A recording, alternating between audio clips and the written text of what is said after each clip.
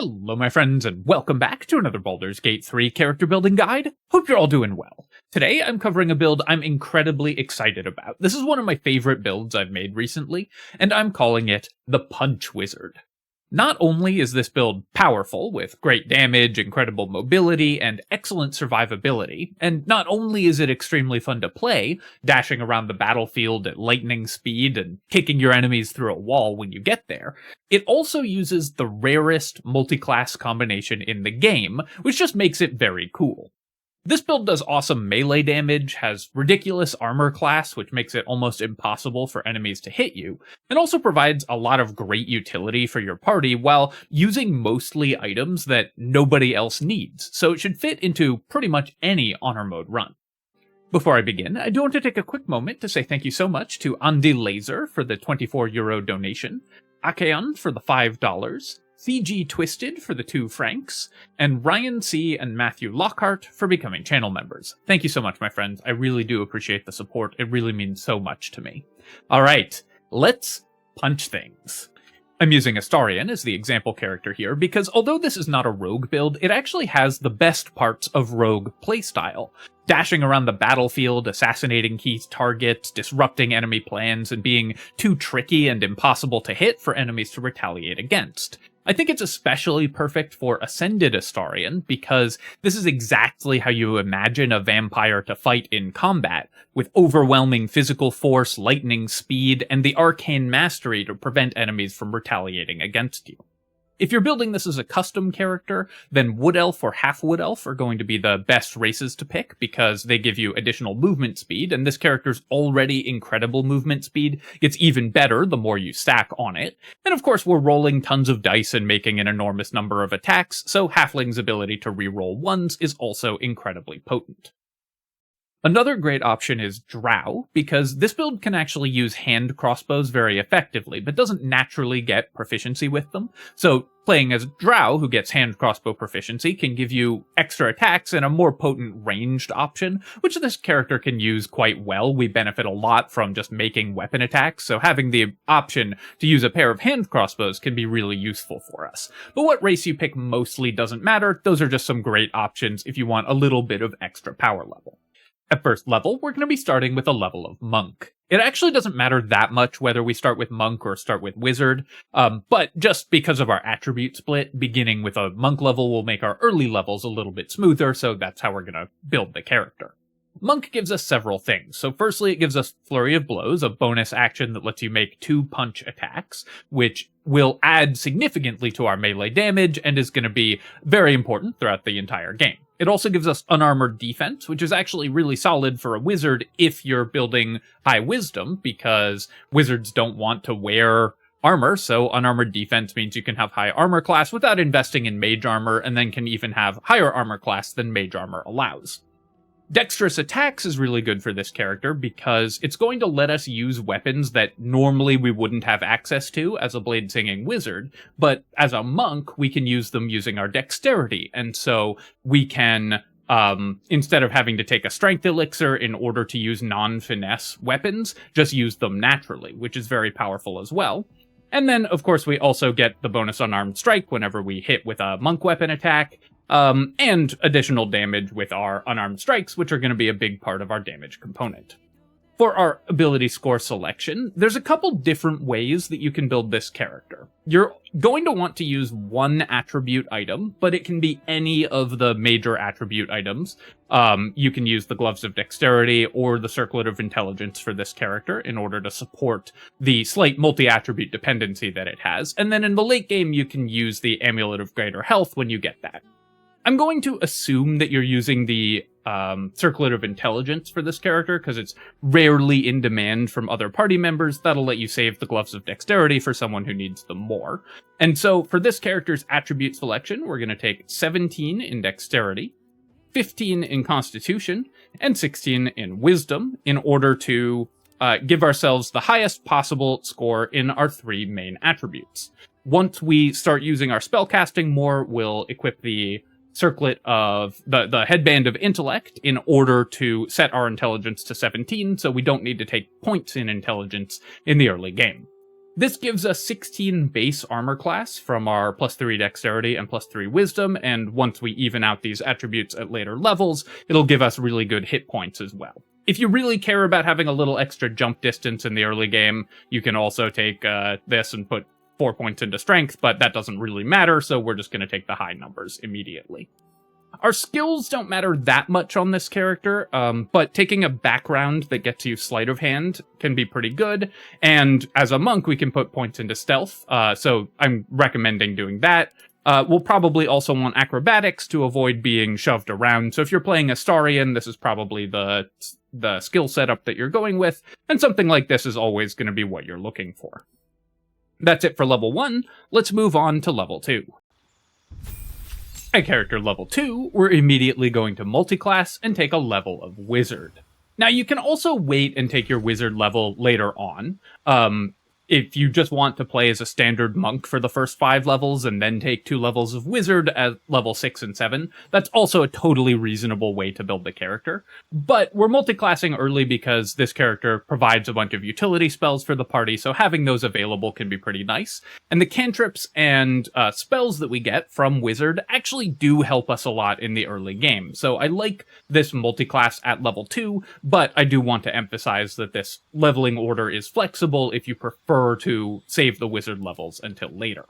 For our cantrip selection for this character, we're going to be taking Booming Blade. We're going to be making tons of melee attacks, and we will be using our weapon to attack. Despite having monk unarmed strike abilities, we'll be attacking with a weapon frequently. Booming Blade is a great way to add additional damage to all of our attacks, and will synergize with our monk abilities to Booming Blade an enemy and then push them away, and then they'll have to run back towards us, taking the extra Booming Blade damage, in addition to the initial Booming Blade damage. So this character's even better at using Booming Blade than most other characters, and of course this is a busted spell. We're also going to take Blade Ward. This is a melee character, and although we usually will be able to get out of dangerous situations thanks to our absurd movement speed, sometimes you can't, and just buying a turn by casting Blade Ward can be very useful for your party. And then we'll pick up Minor Illusion just to round out our utility abilities, so that our party has the most important spell for drawing enemies away from each other, or grouping them up for AoE effects. This is especially good because we can take out grouped enemies ourselves, or assassinate single targets easily, so this character benefits a lot from having Minor Illusion in the party. Important spells for us to have at low levels, of course we want the utility spells in the form of Enhanced Leap and Longstrider, and we absolutely have to take Shield. That's one of the big benefits of having a level in Wizard, that in Booming Blade. This character has incredible armor class in the early game, and it just gets better as we continue to level up. Having Shield makes us nigh unkillable by enemy weapon attacks, because we will always be able to boost our armor class outside of the range of most enemies being able to reasonably hit us. We'll round that out with Magic Missile and Find Familiar for another utility spell, and then another important spell that this character can use is Expeditious Retreat. We can benefit from bonus action dashes. We do have those for Monk, but it costs a key point to use it. But Expeditious Retreat, giving us bonus action dashes, can give us even more mobility, so it's nice to have on this character as well. Though, of course, your spell selection at first level is going to be a little dependent on what wizard scrolls you've learned. Just like every other wizard, you can pick up scrolls and learn them, so just select spells from the lists that you haven't found scrolls for, because obviously you want to learn those.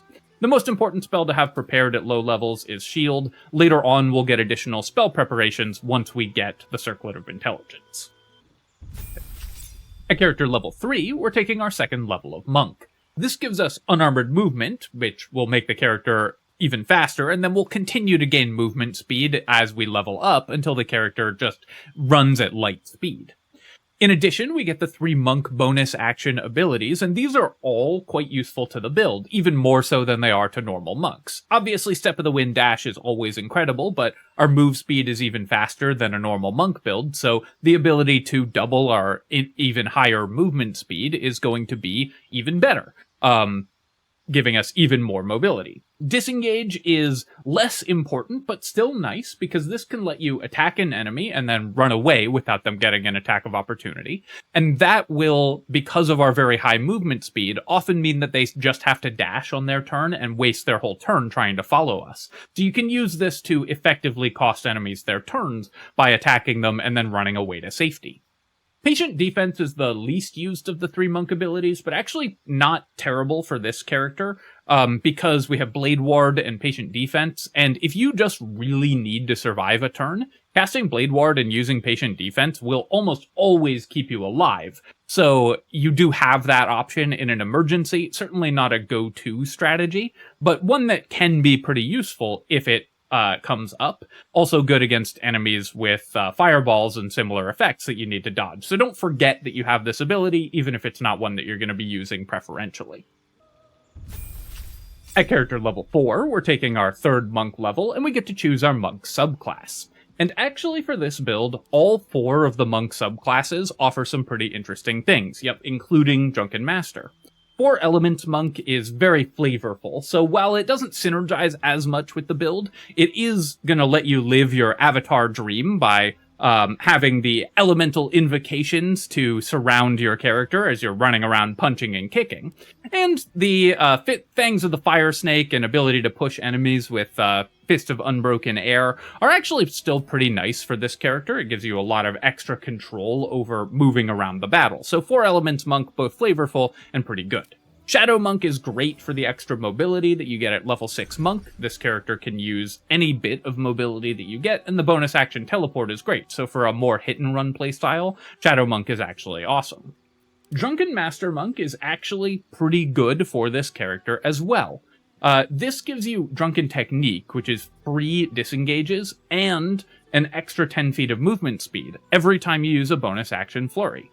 Movement speed and disengaging for free are both things that this character is quite interested in, so the additional 10 feet of movement speed from Drunken Technique is actually very relevant. And Life of the Party, which you get at level 4 of Drunken Master, is also really nice for this character, giving you +3 to hit against drunk enemies, and an extra armor class, stacking your armor class even higher. The Retaliation attack at level 6 is also pretty relevant up until you get the Vest of Soul Absorption, because this character can then shield attacks that will hit you, or punch back on attacks that will miss you. So Drunken Master is very interesting. All that said, though, it's hard not to recommend Open Hand Monk for this character. It's just so incredibly powerful, and it gives you so much ability to knock enemies over and keep them from reacting to you. It basically gives you a free disengage, because you can knock an enemy prone or push them away, and then still walk away with Topple, and the ability to turn off enemy reactions with Stagger is just so great on Honor mode. So we're going to use Open Hand Monk, but I did want to mention that all 4 of the Monk subclasses are actually very interesting for this character. At level 5, we get to choose a feat, and the feat that we're going to take is of course an ability score improvement to boost our dexterity and constitution to even numbers, maximizing our ability scores. It's also worth noting that if you're using Ethel's Hair for this character, you can take 14 Constitution, use Ethel's Hair to have your dexterity go up to 18 here, and then you'll be able to fit Alert in. Alert is not necessary for this character because we're going to be a dexterity-based character, and many of our best gear pieces include initiative bonuses, so we'll have adequate initiative anyways. But obviously Alert is still always incredible on Honor mode, so if you want to use Ethel's Hair to grab it for this character, it's definitely an option. Another option if you're using Ethel's Hair is also to take Mobile. This gives you, again, immunity to opportunity attacks, so you can move around much more readily. And that gives you yet another option for avoiding enemy attacks, and increases your movement speed, which is something else that this character wants. So a couple options for feats, but the most natural one is just an ability improvement to even out our ability scores and get as strong as possible. Then, at character level 6, we get Extra Attack and Stunning Strike. Now, obviously, Stunning Strike is one of the best crowd control abilities in the entire game. It's just incredibly strong.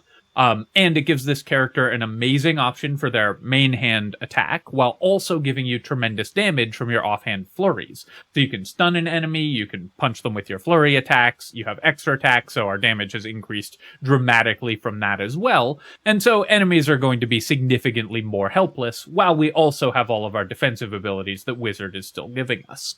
At this point, we should have the Circlet of Intelligence by now, and should have had it for a few levels, so we'll be able to have more prepared Wizard spells and can be using our utility spells in addition to all of our monk damage output.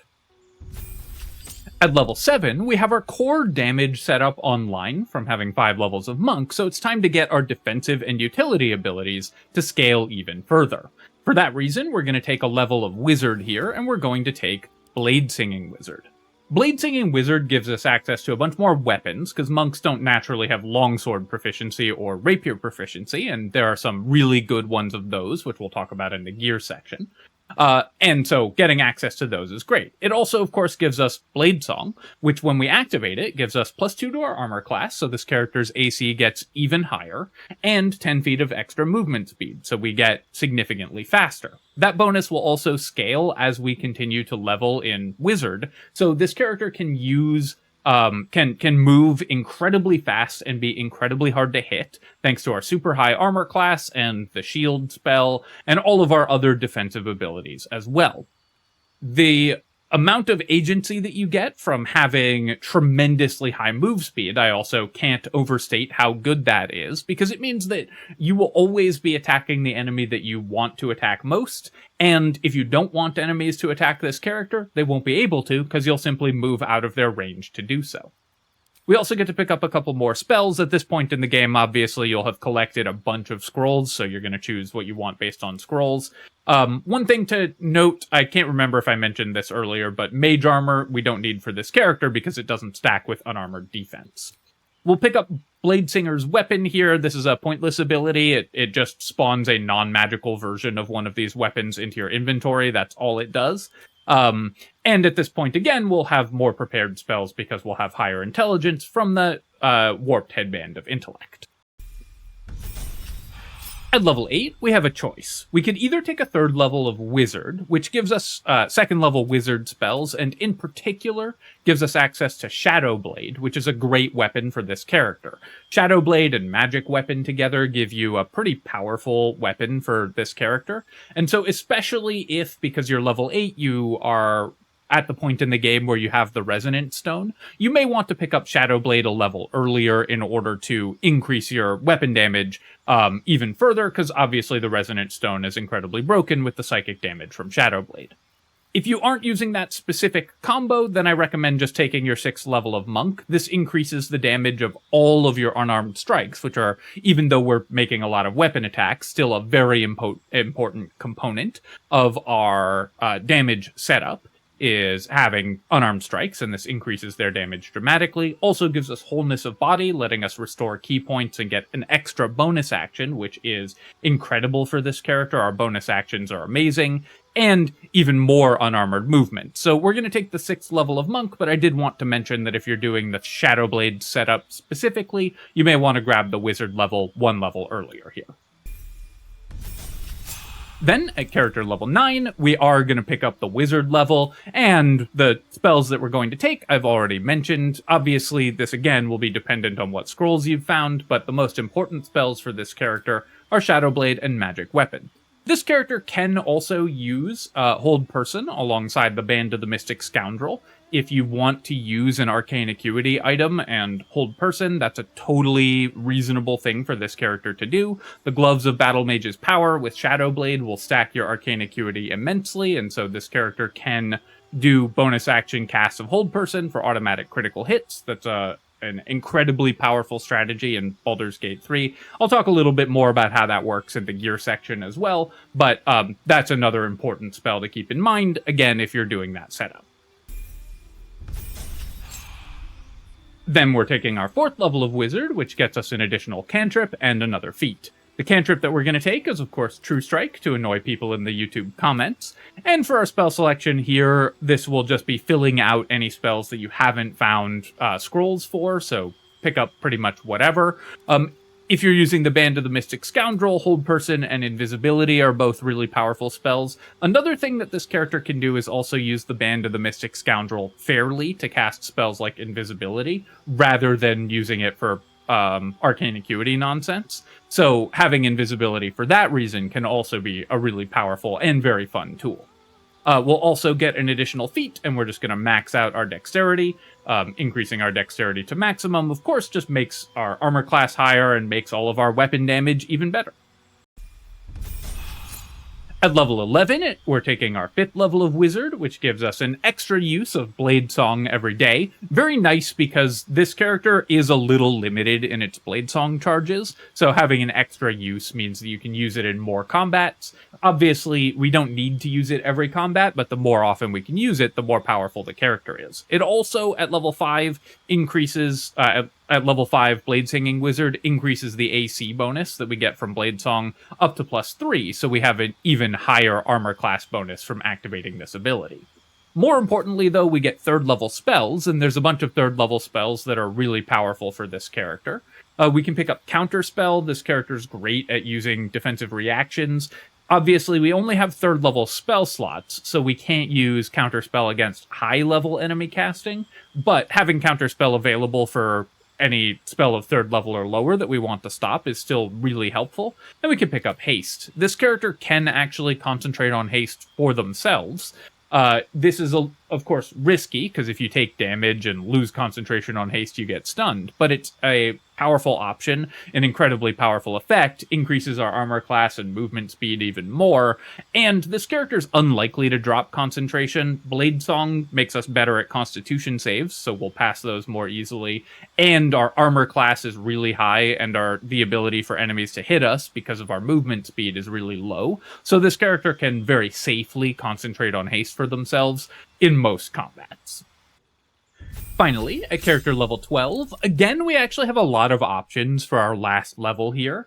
The natural one is just to take a 7th level of Monk. This gives us another key point and also gives us evasion, which is pretty useful for this character, especially if you are self-hasting, then evasion can be really useful to avoid random concentration saves from incidental enemy damage from a fireball or something, causing you to drop concentration on haste. So this is sort of the natural pick, but there's a couple other levels that can be really nice as well, so there's a lot of room for customization with this last level.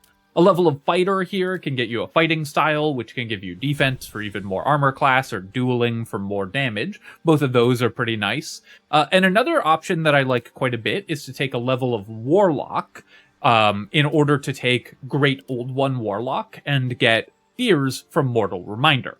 Now, this will involve a respec, because you'll need to take your Warlock level before you take your first Wizard or Monk level. But Mortal Reminder uses your item save DC, so even though we have really low Charisma, it will use the save DC of our Wizard levels or our Monk levels if we take those after we take the Warlock level. So if you respec, start with a level of Great Old One Warlock, and then take your Wizard levels, this character can actually use Mortal Reminder with a lot of critical hits. So that's another fun option. The most powerful option overall, I think, is just to take our last Monk level, and so that's what we're going to do here. But I did want to mention that there are a bunch of other options for this character for multi-classing, because the last level is a little bit more flexible.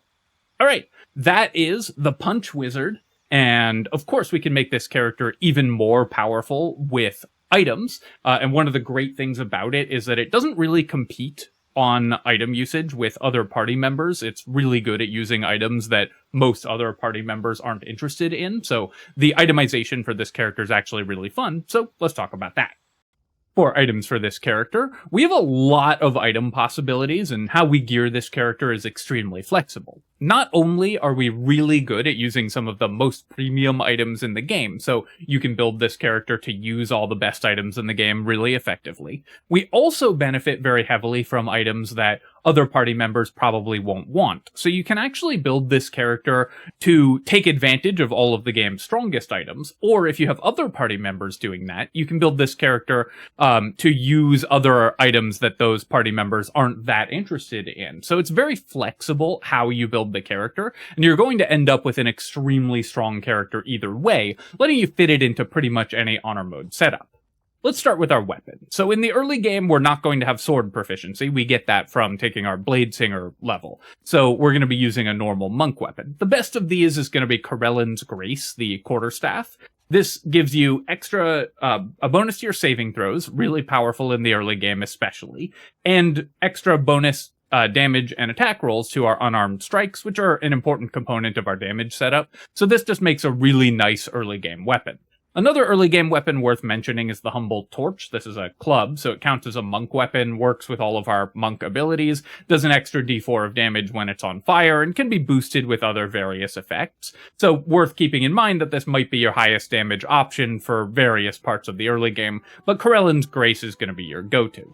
Once you get the ability to use swords, this character's weapon pool expands pretty significantly.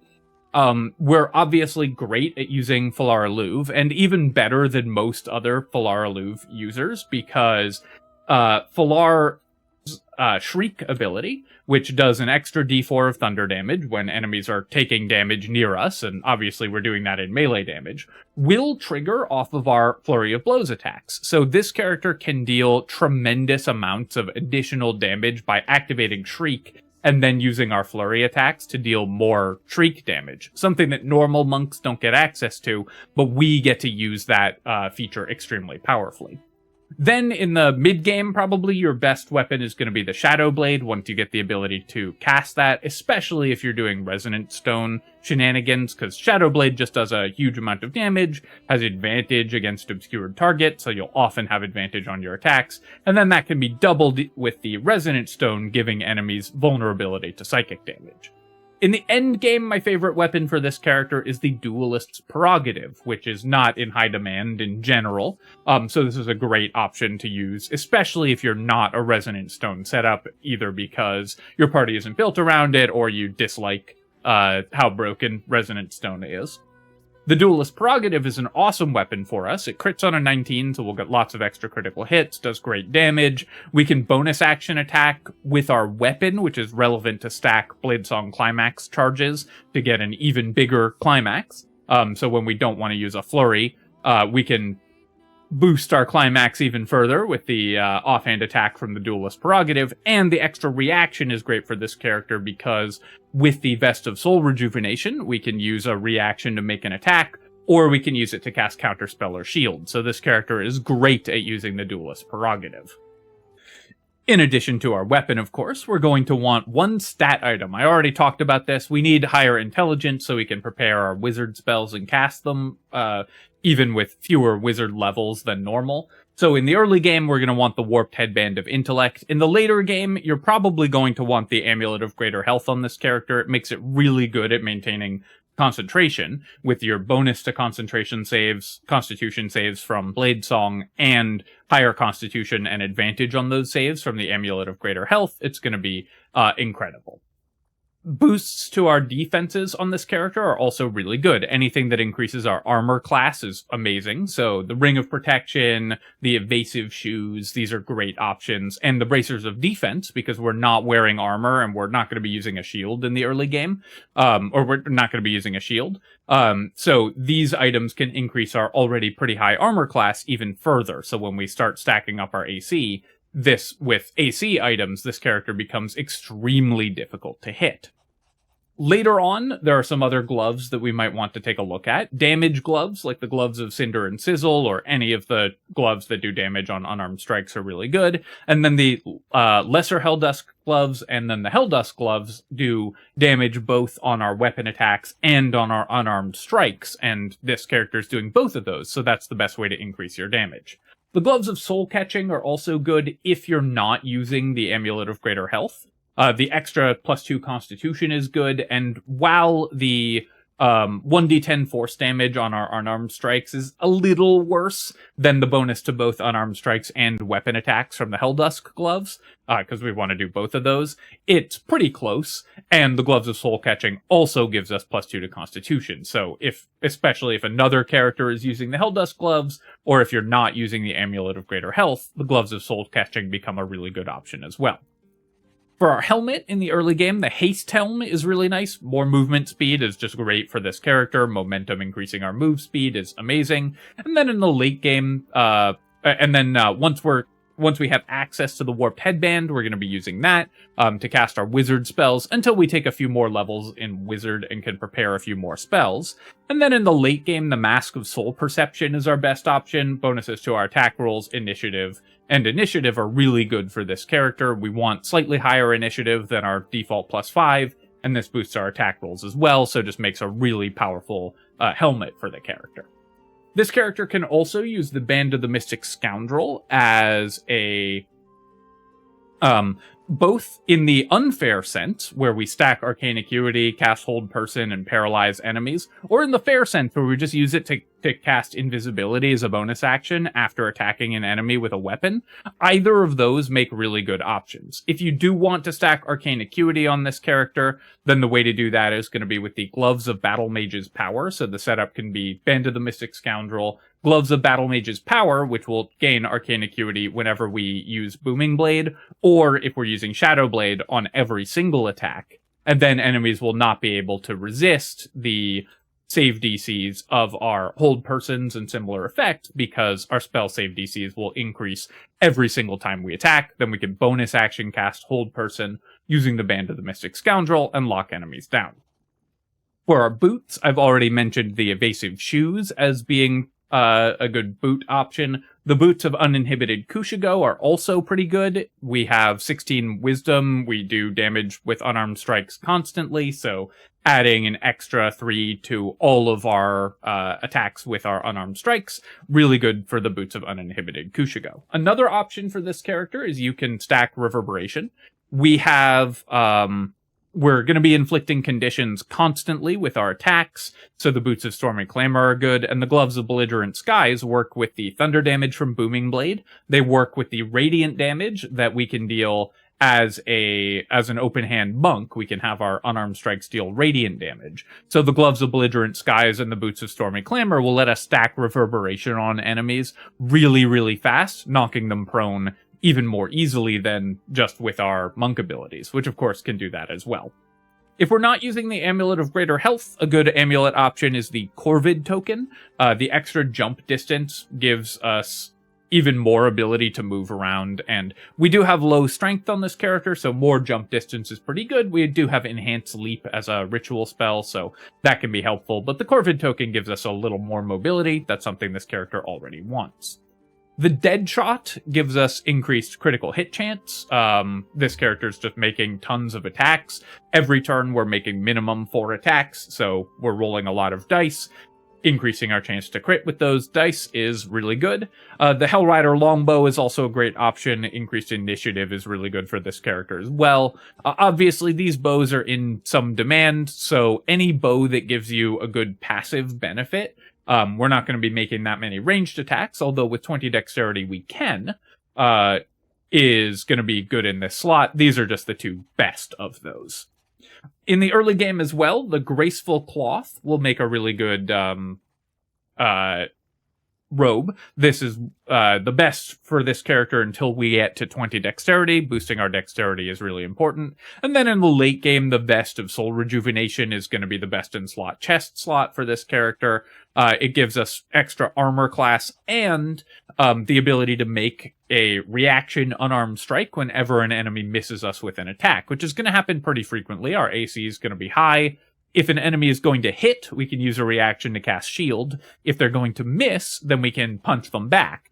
And uniquely for this character, because we have the duelist prerogative, if an enemy is going to hit with an attack, we can shield it, cause them to miss, and then punch them back with the Vest of Soul Rejuvenation. So that's actually because we have 2 reactions in a turn. So that's something that only this character can do.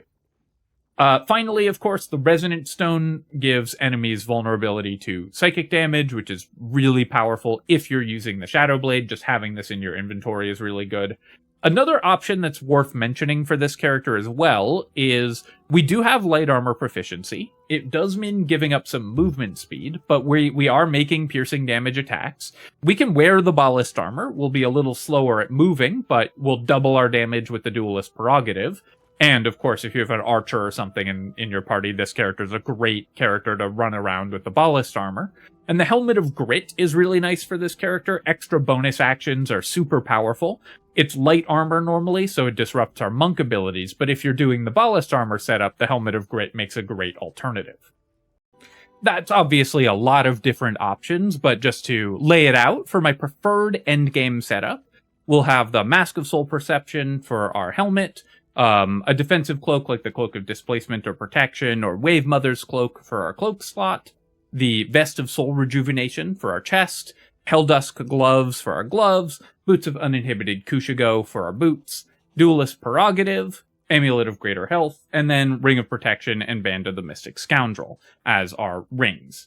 If you want to increase the broken power level quotient of the character, if you really want to guarantee that you win honor mode, you can sub in the Resonant Stone, Shadow Blade, and Gloves of Battle Mage's power.